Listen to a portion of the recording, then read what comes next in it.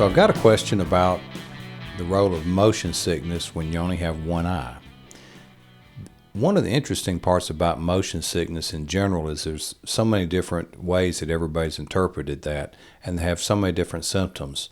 Some of the symptoms on motion sickness, the general approach is that there's a mismatch between what the peripheral vision and the peripheral motion systems of the vision are telling the body versus what the otoliths and the inner ears are saying about the rotation of the body.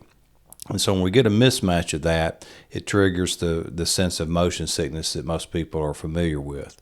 And so when we get into a situation where we have extended experience with motion sickness, it has to do with the fact that, like say you're on a boat and the boat appears to be level to your eyes, but your otoliths and the rest of your postural system in terms of your ability to stand and stay balanced is telling you you're not level.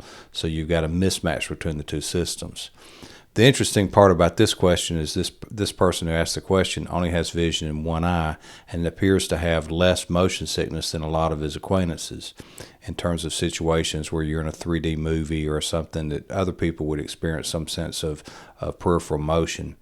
The interesting part to me is that this is an area that's actually been studied. So this particular phenomenon the patients notice has been something that's been studied. Actually, my favorite story about that is a colleague of mine, Dr. Larry DeLucas, who flew on the space shuttle as a mission specialist. One of the things that happens to astronauts is they drop from low Earth orbit from microgravity into the first signs of gravity. They get a lot of motion sickness. They get a lot of eye movements, and they get a lot of vestibular motion type reflex eye motions where their eyes start going into a nystagmus either vertically or horizontally.